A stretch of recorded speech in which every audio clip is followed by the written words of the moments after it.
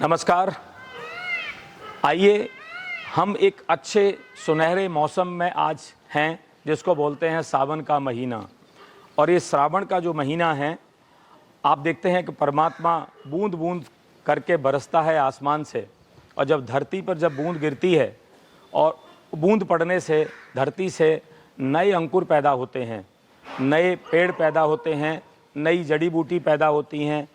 और इन सब जड़ी बूटियों को जब हमारी गौमाता जब ग्रहण करती है, खाती है, तो ये गौमाता जब खाती है तो उसके अंदर जब दूध का जब पूरा निर्माण होता है, और वो जो दूध देती है वो बहुत ही पौष्टिक होता है, वो बहुत ही शुद्ध होता है। उसके अंदर गत प्रतिरोधक क्षमता जो होती है, इम्यूनिटी बूस्टर, वो बहुत ज़बरदस्त होता है। और इस दूध से जब हम घी बनाते हैं, उस घी के अंदर बहुत बड़ी इम्यूनिटी होती है। उस दूध से बने हम दही को खाएं, उस दूध से बने हम मक्खन को खाएं, घी को खाएं, और उस दूध से बने हम जो भी प्रोडक्ट को हम खाते हैं तो हमारे अंदर इम्यूनिटी बूस्ट होती है। और हमारे शास्त्रों में भी इस भाद्रपद को बहुत विशेष माना गया है, और इस खास तौर के महीने के घी को बहुत विशेष दर्जा दिया गया है।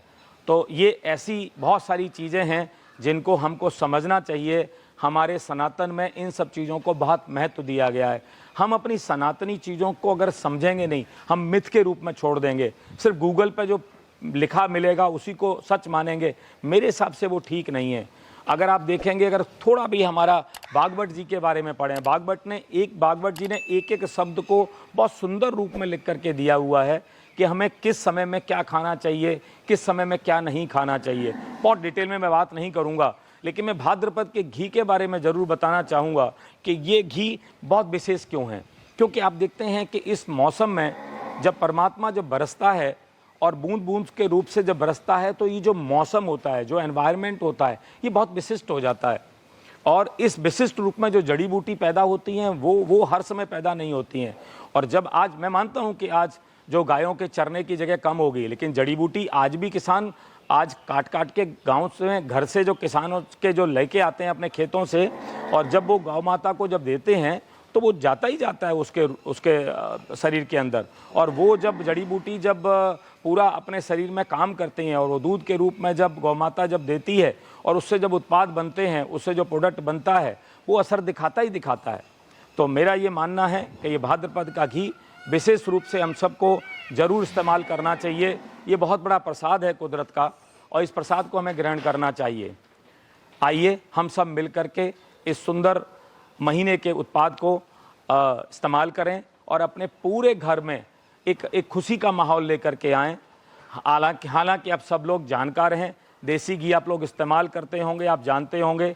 बहुत सारी चीज़ें और भी हैं, जैसे आप समझते हैं कि भाई अगर आप देसी गौ माता के घी को आप नाभि में लगाएंगे तो ये नाभि में डाला गया घी बहुत विशेष रूप से काम आता है।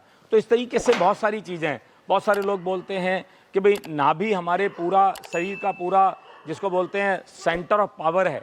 और अगर हम इस भाद्रपद के घी को अगर नाभि में लगाएंगे, छोटे बच्चे के लगाएं, बड़े के लगाएं, पुरुष के लगाएं, महिला के लगाएं, किसी के भी लगाएं, छोटी से लेके बड़ी बीमारी तक सब पर काम किया जा सकता है।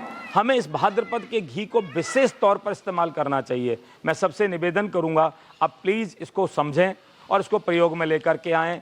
आपके परिवार में बहुत सारी सुख समृद्धि आए। इसी सब संभावनाओं के साथ, इसी सब प्रार्थना के साथ मैं निवेदन करता हूं कि इस भाद्रपद के घी को आप बहुत अच्छे पूर्वक तरीके से आप इसको इस्तेमाल करें।